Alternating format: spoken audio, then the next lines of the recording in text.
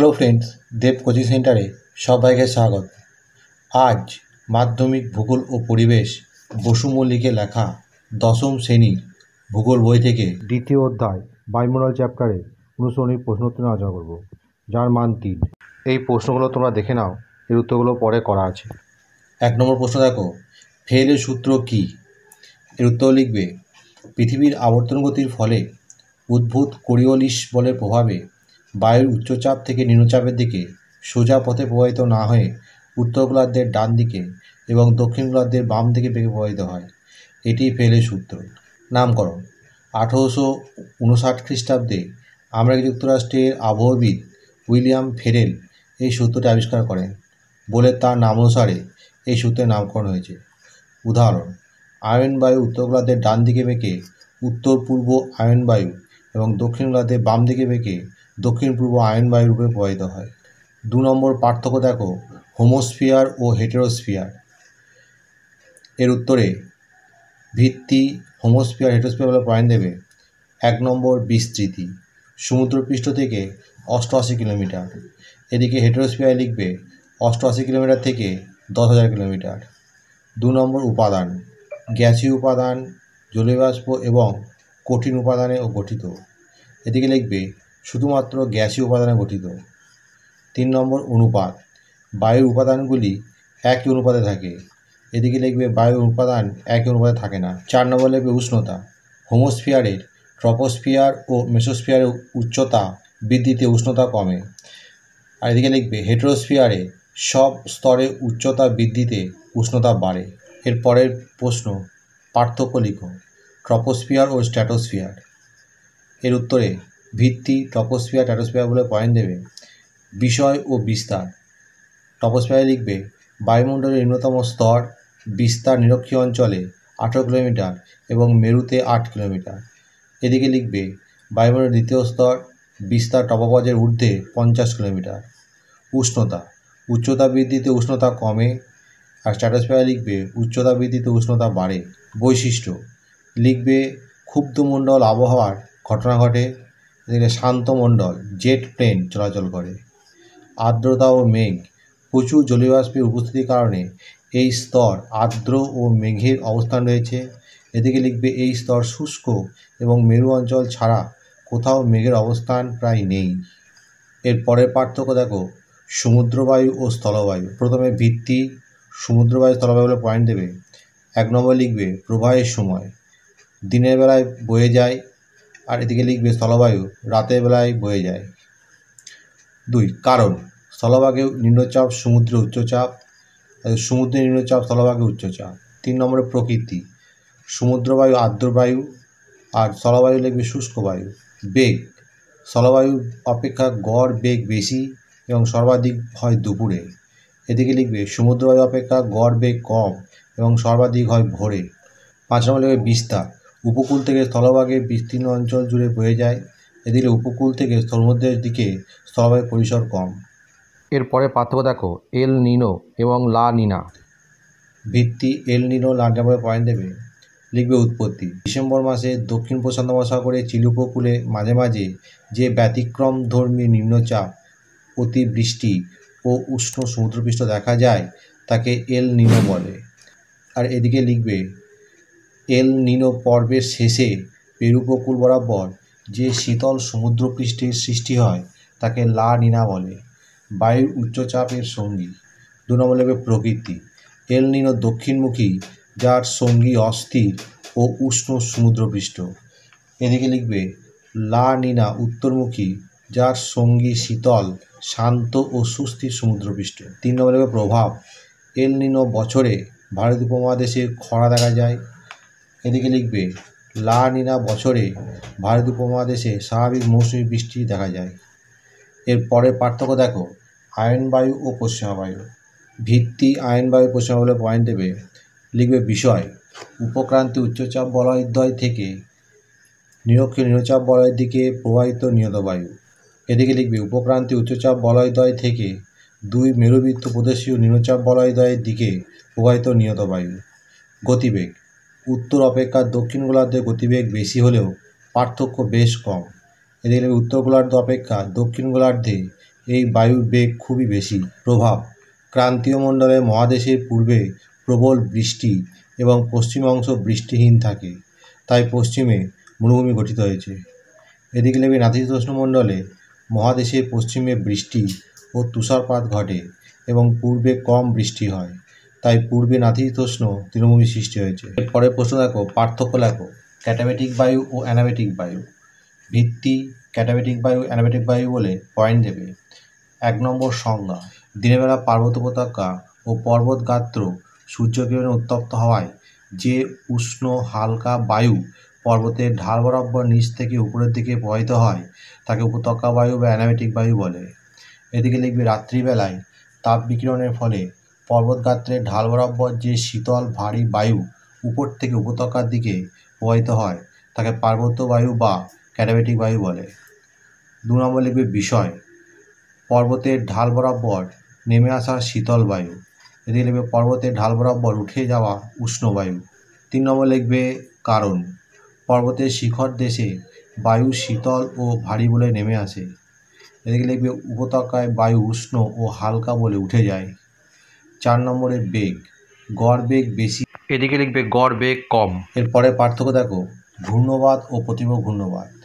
ভিত্তি: ঘূর্ণবাদ, প্রতিভ ঘূর্ণবাদ পয়েন্ট দেবে। লিখবে চাপ: কেন্দ্রে নিম্ন ও বাইরে উচ্চচাপ। আর দিয়ে লিখবে কেন্দ্রে উচ্চচাপ ও বাইরে নিম্নচাপ। বায়ু: কেন্দ্রে প্রবল বাতাস উত্তর গোলার্ধে ঘড়ির কাঁটার বিপরীতে এবং দক্ষিণ গোলার্ধে ঘড়ির কাঁটার দিকে প্রবেশ করে। এদিকে লিখবে মৃদুমন্দ বাতাস উত্তর গোলার্ধে ঘড়ির কাঁটার দিকে এবং দক্ষিণ গোলার্ধে ঘড়ির কাঁটার বিপরীত দিকে বেরিয়ে যায়। প্রভাব: ক্ষণস্থায়ী দুর্যোগপূর্ণ আবহাওয়ার সৃষ্টি করে এবং প্রবল ক্ষয়ক্ষতি হয়। এদিকে লিখবে দীর্ঘস্থায়ী ও শান্ত আবহাওয়া বিরাজ করে এবং ক্ষয়ক্ষতি হয় না। অঞ্চল: ক্রান্তীয় ও নাতিশীতোষ্ণ অঞ্চলে উৎপত্তি ঘটে। দেখবে শীতল মেরু অঞ্চলে স্থলভাগে উৎপত্তি ঘটে। 9 নম্বরে দেখো, পার্থক্য লেখো। ক্রান্তীয় ঘূর্ণবাদ ও নাতিশীতোষ্ণ ঘূর্ণবাদ। ভিত্তি: ক্রান্তীয় ঘূর্ণবাদ, নাতিশীতোষ্ণ ঘূর্ণবাদ বলে পয়েন্ট দেবে। লিখবে 1 নম্বরে উৎপত্তি: উভয় গোলার্ধে 10 থেকে 20 ডিগ্রি অক্ষরেখার মধ্যে সৃষ্টি হয়। এদিকে উভয় গোলার্ধের 30 থেকে 65 ডিগ্রি অক্ষরেখার মধ্যে সৃষ্টি হয়। 2. উৎপত্তির স্থল: একমাত্র টর্নেডো ছাড়া গ্রীষ্ম ও শরৎকালে অধিকাংশ ক্রান্তীয় ঘূর্ণবাতের উৎপত্তিস্থল জলভাগ। এদিকে লিখবে সাধারণত শীতকালে বেশিরভাগ নাতিশীতোষ্ণ ঘূর্ণবাতের উৎপত্তিস্থল স্থলভাগ।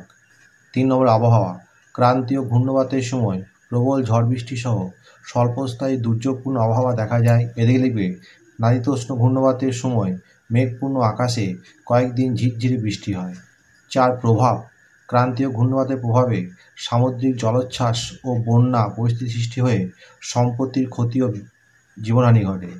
এদিকে লিখবে নাতিশীতোষ্ণ ঘূর্ণবাতে আবহাওয়া দুর্যোগপূর্ণ হলেও জীবনহানি ঘটে না। এর পরের পার্থক্য দেখো, চরম আর্দ্রতা ও আপেক্ষিক আর্দ্রতা। বিষয়: নিরপেক্ষ বা চরম আর্দ্রতা, আপেক্ষিক আর্দ্রতা বলে পয়েন্ট দেবে। 1 নম্বর সংজ্ঞাতে লিখবে কোনো নির্দিষ্ট আয়তনের বায়ুতে যে পরিমাণ জলীয় বাষ্প আছে তাকে চরম আর্দ্রতা বলে। এদিকে লিখবে কোনো নির্দিষ্ট উষ্ণতায় নির্দিষ্ট পরিমাণ বায়ুতে প্রকৃত জলীয় বাষ্পের পরিমাণ ও ওই নির্দিষ্ট উষ্ণতায় সর্বোচ্চ জলীয় বাষ্প ধারণ করার ক্ষমতা, এই দুইয়ের অনুপাতকে আপেক্ষিক আর্দ্রতা বলে। 2 নম্বর শ্রেণী: নিরপেক্ষ আর্দ্রতা গ্রাম ঘন সেন্টিমিটারে প্রকাশ করা যায়। এদিকে লিখবে আপেক্ষিক আর্দ্রতা শতকরা হারে প্রকাশ করা হয়। 3 নম্বর প্রকৃতি: উষ্ণতা বাড়লে বায়ুর জলীয় বাষ্প ধারণ করার ক্ষমতা বাড়ে বলে চরম আর্দ্রতা বাড়ার সম্ভাবনা থাকে। এদিকে উষ্ণতা বাড়লে বায়ুতে জলীয় বাষ্পের যোগান যদি না বাড়ে তাহলে আপেক্ষিক আর্দ্রতা কমার সম্ভাবনা থাকে। 4 নম্বর ফলাফল: চরম আর্দ্রতা সর্বাধিক হয় বর্ষাকালে। সাধারণত দিনের ভোরবেলায় আপেক্ষিক আর্দ্রতা সর্বাধিক হয়।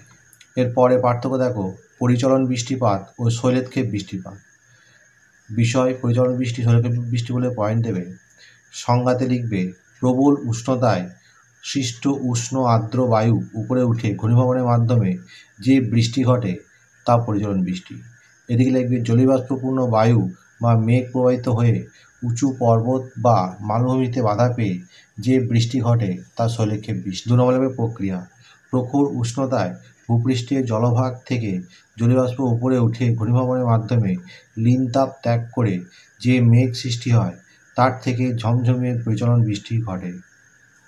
এদিকে লিখবে জলীয়বাষ্পপূর্ণ বায়ু বা মেঘ বাতাসে ভেসে বেড়াতে বেড়াতে পর্বত ও উচ্চভূমির প্রতিবাদ অংশে বাধা পেয়ে আরও উপরে উঠে ঘনীভূত হয়ে প্রতিবাদ ঢালে যে বৃষ্টি ঘটে তা হলো শৈলক্ষেপ বৃষ্টি। 3 নম্বর মেঘ, বজ্রগর্ভ কিউমুল নিম্বাস মেঘ থেকে এই বৃষ্টি ঘটে। এদিকে লিখবে বাদল বা নিম্বাস মেঘ থেকে এই বৃষ্টি ঘটে। 4 নম্বর লিখবে উপযুক্ত পরিবেশ, প্রখর উষ্ণতা, জলভাগ বা সমুদ্রের অধিক বিস্তার, বাতাসের প্রচুর জলীয়বাষ্পের যোগান প্রভৃতি পরিবেশে এই বৃষ্টিপাত ঘটার অনুকূল। এদিকে লিখবে সমুদ্রের কাছে পর্বতের অবস্থান, পর্বতের সঙ্গে আড়াআড়ি বায়ু বা মেঘের সংঘর্ষ, বরফাবৃত পর্বতের উপরিভাগ প্রভৃতি পরিবেশ এই বৃষ্টিপাত ঘটার অনুকূল।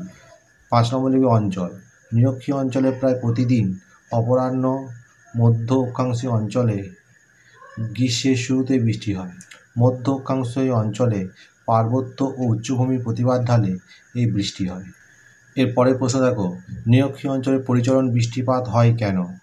উত্তরে লিখবে ভূপৃষ্ঠ অত্যধিক উষ্ণ হলে পরিচলন পদ্ধতিতে জলীয়বাষ্পপূর্ণ বায়ু দ্রুত উপরে উঠে শীতল বায়ুর সংস্পর্শে এসে শীতল ও ঘনীভূত হয়ে যে বৃষ্টিপাত ঘটায় তাকে পরিচলন বৃষ্টিপাত বলা হয়। নিরক্ষীয় অঞ্চলে প্রতিদিন বিকালে পরিচলন বৃষ্টিপাত হয়। এই বৃষ্টিপাতকে 40 o'clock রেন বলে। এর প্রধান কারণগুলি হলো: 1. জলভাগের প্রাধান্য, নিরক্ষীয় অঞ্চলে জলভাগ বেশি বলে বায়ুতে জলীয়বাষ্পও বেশি থাকে। জলীয়বাষ্পপূর্ণ বায়ু শুষ্ক বায়ু অপেক্ষা হালকা, তাই দিনের বেলা জলভাগ থেকে সূর্যতাপে উৎপন্ন জলীয়বাষ্পপূর্ণ বায়ু সোজা উপরে উঠে শীতল হয় এবং ঘনীভূত হয়ে পরিচলন বৃষ্টিপাত ঘটায়। 2. সূর্যরশ্মি লম্বভাবে পতন, নিরক্ষীয় অঞ্চলে সূর্যরশ্মি সারা বছর লম্বভাবে পড়ার ফলে জল অধিক পরিমাণে বাষ্পীভূত হয়ে পরিচলন বৃষ্টিপাত ঘটায়। এর পরের প্রশ্ন দেখো, ট্রপোস্ফিয়ারে উচ্চতা বৃদ্ধির সঙ্গে উষ্ণতার হ্রাস পায় কেন? এর উত্তর লিখবে ট্রপোস্ফিয়ারে উচ্চতা বৃদ্ধির সঙ্গে উষ্ণতা বৃদ্ধি হ্রাস পাওয়ার কারণগুলি হলো: 1 নম্বর লিখবে বায়ুমণ্ডল সর্বাধিক উষ্ণ হয় বিকিরণ পরিবহন ও পরিচলন পদ্ধতিতে। উচ্চতা বৃদ্ধির সঙ্গে সঙ্গে এগুলির প্রভাব কমতে থাকে বলে উষ্ণতা কমে। 2. উচ্চতা বৃদ্ধির সঙ্গে সঙ্গে বায়ুমণ্ডলের ধূলিকণা, জলকণা, কার্বন ডাইঅক্সাইড, ওজোন, মিথেন প্রভৃতির স্বল্পতার কারণে ভূপৃষ্ঠে বিকিরিত তাপ এবং সূর্য থেকে আগত রশ্মির তাপ শোষণ ও সংরক্ষণ কম হয়। 3. ঊর্ধ্ব স্তরে বায়ুর চাপ কম বলে তা হালকা, পাতলা ও স্বচ্ছ। পাতলা ও হালকা বায়ু দ্রুত তাপ বিকিরণ করে শীতল হয়। 4. ভূপৃষ্ঠের উষ্ণ বায়ু ঊর্ধ্বে গিয়ে চাপ হ্রাসের কারণে শীতল হয়ে পড়ে।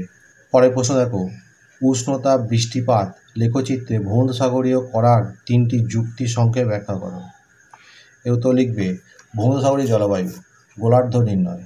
প্রথম লেখচিত্রটি উষ্ণ রেখার মধ্যাংশ উত্তর উত্তল ও দ্বিতীয়টি অবতল, অতএব প্রথম লেখচিত্রটি উত্তর গোলার্ধে এবং দ্বিতীয়টি দক্ষিণ গোলার্ধে। উষ্ণতা, গ্রীষ্মকালে গড় উষ্ণতা কিছুটা বেশি, শীতকালীন গড় উষ্ণতা কম, বার্ষিক উষ্ণতার প্রসার কম। বৃষ্টিপাত, এখানে যখন শীতকাল তখন বৃষ্টি বেশি এবং গ্রীষ্মকালে বৃষ্টি কম বা শুষ্ক। এই অঞ্চলটিতে শীতকাল আর্দ্র এবং গ্রীষ্মকাল শুষ্ক। সিদ্ধান্ত, শীতকাল আর্দ্র এবং গ্রীষ্মকাল শুষ্ক হওয়ায় প্রথম লেখচিত্রটি উত্তর গোলার্ধে ভূমধ্যসাগরীয় জলবায়ু এবং দ্বিতীয় লেখচিত্রটি দক্ষিণ গোলার্ধে ভূমধ্যসাগরীয় জলবায়ুর অন্তর্গত। তোমরা এই লেখচিত্রটি ভালো করে দেখে নেবে। জেট বায়ুপ্রবাহের সঙ্গে ভারতীয় মৌসুমী বায়ুর সংক্ষেপে উল্লেখ করো। এর উত্তর লিখবে মৌসুমী বায়ুর সাথে জেট বায়ুর সম্পর্ক। আবহবিদেরা মনে করেন মৌসুমী বায়ুর সাথে জেট বায়ুর একটি ঘনিষ্ঠ সম্পর্ক রয়েছে। এই জন্য ভারতের মৌসুমী জলবায়ুর ওপর ক্রান্তীয় পূর্বালি জেট বায়ু এবং উপক্রান্তীয় পূর্বালি জেট বায়ুর প্রভাব খুব ভালোভাবেই পড়ে। 1 নম্বর বর্ষাকাল বলে পয়েন্ট দেবে, লিখবে ক্রান্তীয় পূর্বালি জেট বায়ু। 1 নম্বর সাব পয়েন্ট দেবে বায়ুর প্রবাহ পথ। ক্রান্তীয় পূর্বালি জেট বায়ু জুন মাসে ভারতের উপর দিয়ে প্রবাহিত হয়। ওই সময় এই বায়ুস্রোত চীনের দক্ষিণ উপকূল থেকে আরম্ভ করে থাইল্যান্ড ও ভারতীয় উপদ্বীপ পেরিয়ে আফ্রিকার পূর্ব দিকে সুদান হয়ে প্রায় সাহারায় গিয়ে শেষ হয়। 2. বায়ুর গতিবেগ, পূর্বে মালয়েশিয়া থেকে পশ্চিমে ভারত পর্যন্ত ক্রান্তীয় পূর্বালি জেট বায়ুর গতিবেগ খুব বেশি থাকে এবং পশ্চিমে তা ক্রমশ হ্রাস পায়। 4. মৌসুমী বায়ুর উপর প্রভাব। প্রকৃতপক্ষে ভারতের দক্ষিণ পশ্চিম মৌসুমী বায়ুর সঠিক সময়ে আগমন ও সক্রিয়তা বহুলাংশে এই ক্রান্তীয় পূর্বালি জেটের অবস্থানের উপর নির্ভরশীল। যদি এই ক্রান্তীয় পূর্বালি জেট বায়ু তার স্বাভাবিক অবস্থান থেকে বেশি উত্তরে সরে যায়, তাহলে দক্ষিণ পশ্চিম মৌসুমী বায়ু প্রবাহের ছেদ ঘটে, অর্থাৎ ভারতের দক্ষিণ পশ্চিম মৌসুমী বায়ু দুর্বল হয়ে পড়ে এবং তার ফলে বৃষ্টিহীন ও খরা পরিস্থিতির সৃষ্টি হয়। এছাড়া বর্ষাকালে ভারতের ওপর নিম্নচাপ ও ঘূর্ণিঝড়ের সৃষ্টি এবং সেগুলির তীব্রতার হ্রাস বৃদ্ধি। তোমরা এই ছবিটা ভালো করে দেখে নাও। এর 2 নম্বর পয়েন্ট দেবে শীতকাল। 1 নম্বর সাব পয়েন্টে লিখবে উপক্রান্তীয় পশ্চিমী জেট বায়ু। উপক্রান্তীয় পশ্চিমী জেট বায়ু অক্টোবর নভেম্বর মাস নাগাদ, অর্থাৎ দক্ষিণ পশ্চিম মৌসুমী বায়ু ফিরে যাওয়ার সময় থেকে ভারতের উপর আবির্ভূত হয় এবং প্রায় মে মাস পর্যন্ত এই দেশের উপর দিয়ে প্রবাহিত হয়। এই বায়ুস্রোতটি শীতকালে যতই দক্ষিণে সরে আসে, ভারতের উত্তর পূর্ব মৌসুমী বায়ুর সক্রিয়তা তথা শীতের তীব্রতা ততই বাড়ে। ফেব্রুয়ারি মাসে এটি সর্বাধিক দক্ষিণে আসে।